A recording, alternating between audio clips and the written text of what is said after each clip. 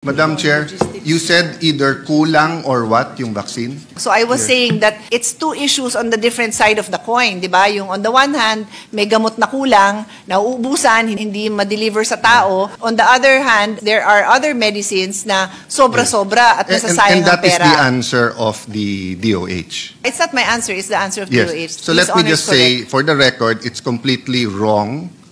And they are, I'm not allowed to say bini-BS tayo. Because you talk to all the mayors, and I'm married to a mayor, they're either late, kulang, or malapit na mag-expire. All around the world, ang flu vaccine, lalo sa matatanda, ay binibigay ng March at April. Even assuming na naganggaling pa sa Western countries yung flu vaccines ng March or April, sabihin mo nang dumating dito ng August or July, ngayon po, November 26, wala pa ho silang vaccine for flu. And it expires on December 31. Yung mga matatanda na iba, ayaw na nila ng flu vaccine ng November late.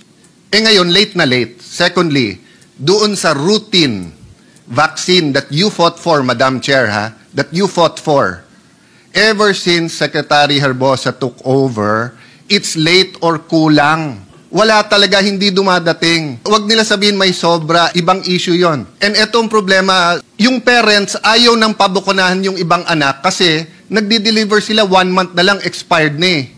Paano nangyari yon?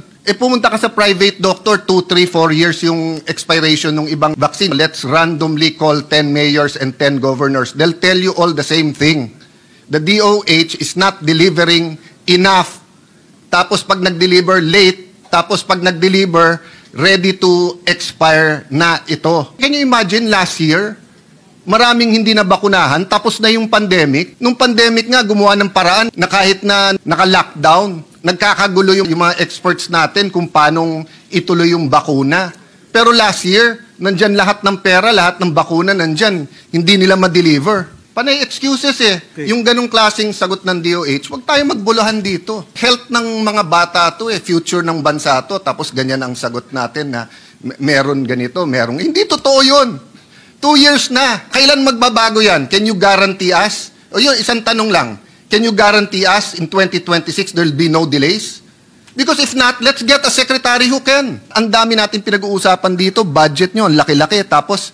Yung on time lang yung bakuna, I think it's unacceptable that we do not have a hard answer here that hindi madidelay ang mga bakuna. We're not talking about all kinds of medicines and competing. Ang pinag-uusapan pa lang natin yung routine na bakuna plus sa senior citizen na yung flu. Yung flu lang, hindi natin ma-solve yun. Kasi tayo, komportable tayo. Nagkasakit tayo, may St. Luke's, may Asian, may Makati Med. Pero paano naman yung mga kababayan natin na may nanay na 80 years old na napakahirap? Pagka nag-flu, tapos nagka-pneumonia, mamamatay na lang. Di natin bibigyan ng bakuna. It's just unacceptable, Mr. President.